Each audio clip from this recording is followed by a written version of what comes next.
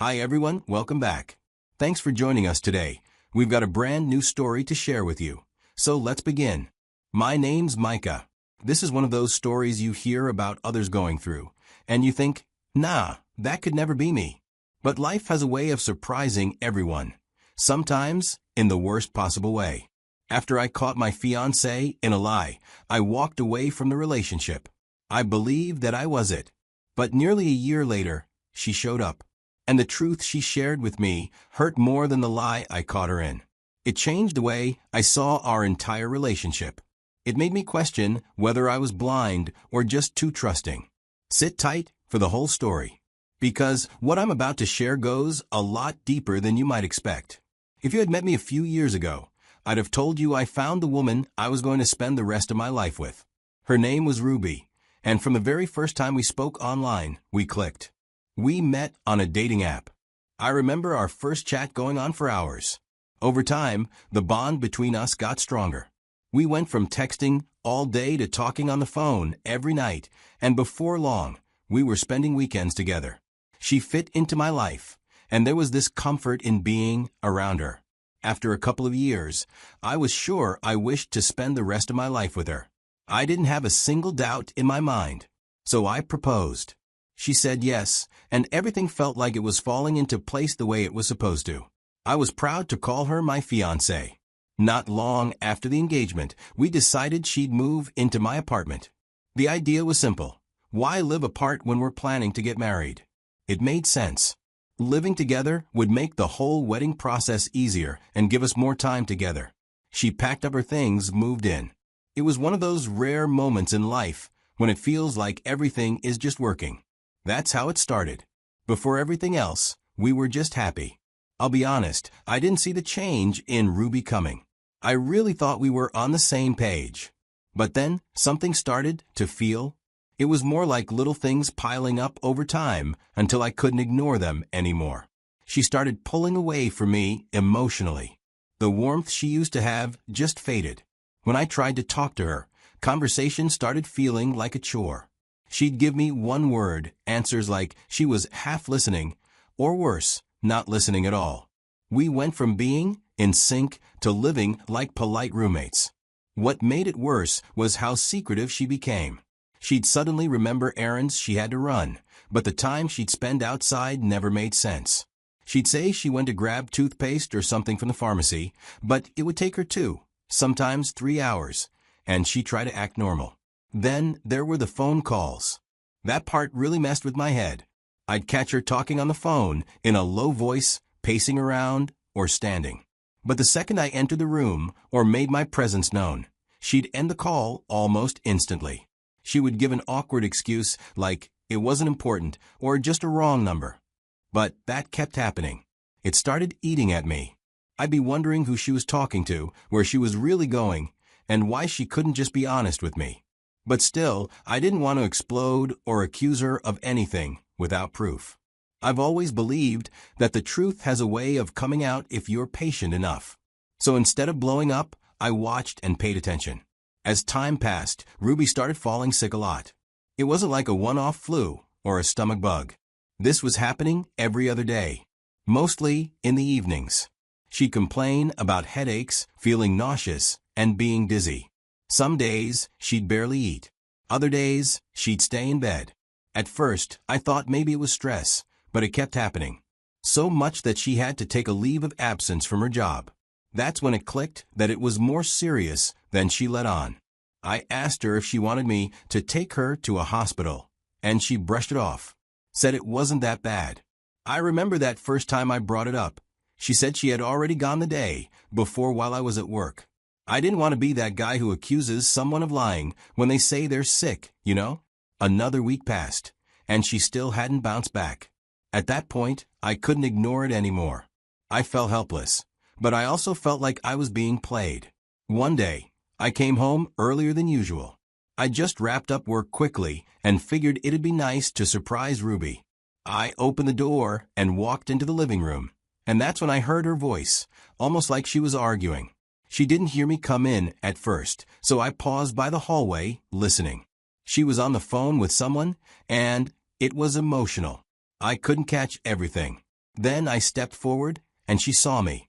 The second her eyes met mine, she went silent, like someone had hit pause. She didn't even try to finish the sentence. That moment told me everything I needed to know. I asked her straight up, "Who were you talking to?" She blinked a few times and said, "It was my brother." But the problem was, it didn't make sense. She doesn't even talk to her brother that often, and even when she does, it's never with that kind of tension.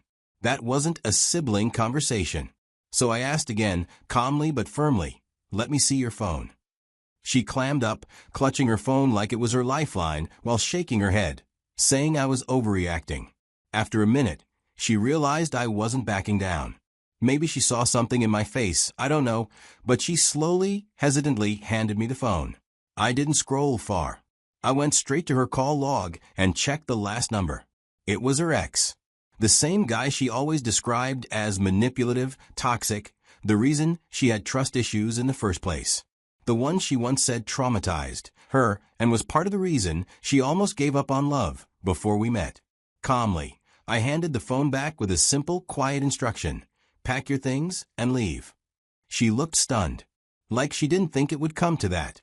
She started crying, telling me it wasn't what I thought, that it was complicated, that I didn't understand. But I didn't want to hear it, because the moment she kept that connection alive with someone she said she was done with, she broke something between us.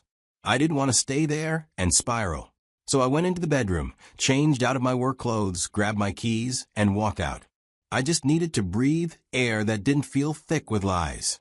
I didn't come home that night and didn't even care where she went after I left. The next day, I came back, and the place was quiet. Her stuff was gone.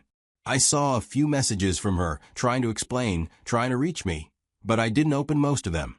I replied to one, and I said, "Whatever we had is over." I blocked her after that. I made peace with the decision and forced myself to move forward. After Ruby left, I won't lie to you, I felt like a part of me had been ripped out. But I also knew that if I sat in that pain too long, it would eat me alive. So, the first thing I did was move out of that apartment. Every corner of that place reminded me of her. I found a new place, smaller but quiet. Then I changed jobs. Not because my old one was bad, but because I needed a total reset. I didn't want to keep running into old coworkers who would ask about Ruby. I didn't want to explain anything to anyone. I just wanted a fresh routine, new people, something to throw myself into without constantly being reminded of the life I was supposed to be building with her. The new job was tougher, but I welcomed it. It kept my head busy, and honestly, that's what saved me from spiraling. In the months that followed, I focused on myself. As time went on, I stopped checking her social media. I stopped wondering where she was, or who she might be with. I truly believed she had moved on, just like I was trying to. For a while, I even convinced myself that maybe what happened was for the best.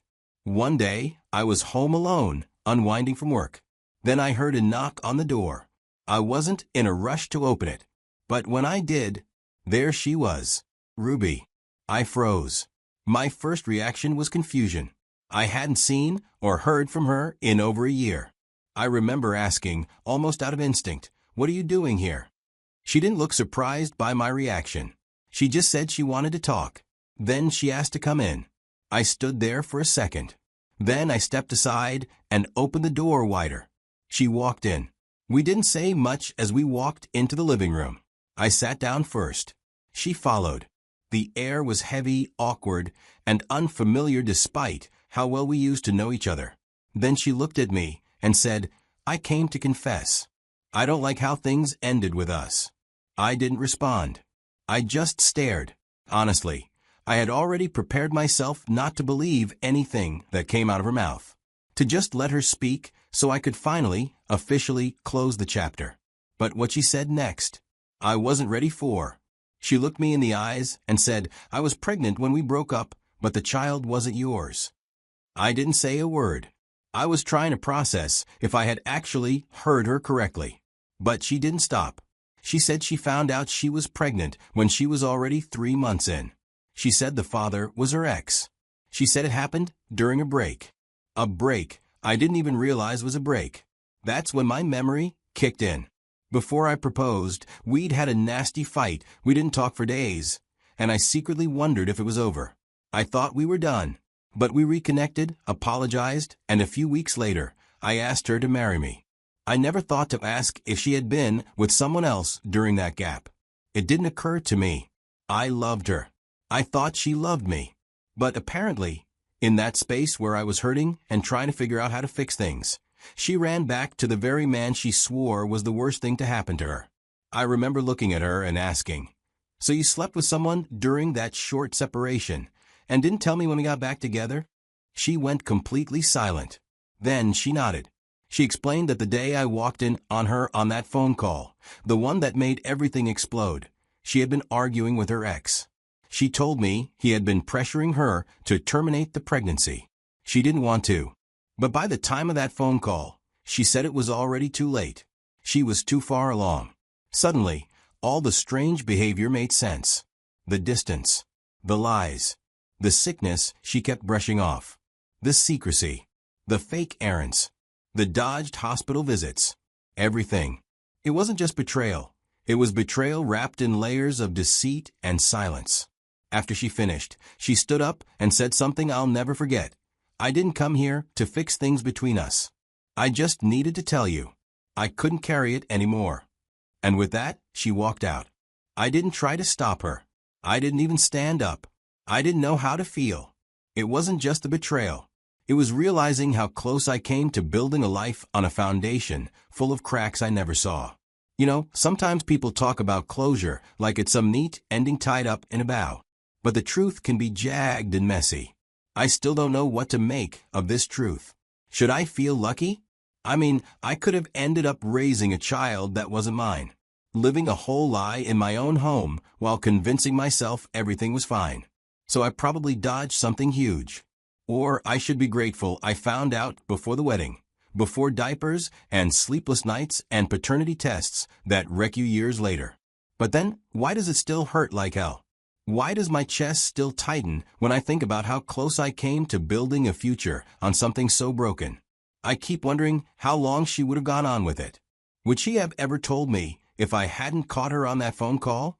If I hadn't asked for that phone? Or would I have just ended up another guy putting his name on a birth certificate, thinking he's a dad, when in reality, he's just the safety net? People say knowledge is power, but all this truth did was flip my whole world inside out. It didn't bring peace. It didn't bring closure. It brought more questions, more what-ifs, more nights where I sat staring at the ceiling, asking myself how I missed all the signs. I used to think love made you sharper, more in tune with someone. But sometimes it just makes you blind. And that's what hurts the most. So now I turn to you, listening. Tell me honestly, what do you think? Was I right to walk away the night I did? Or should I have stayed and tried to understand more, maybe handle it differently? Because even now, even after all of it, I still don't know how to feel.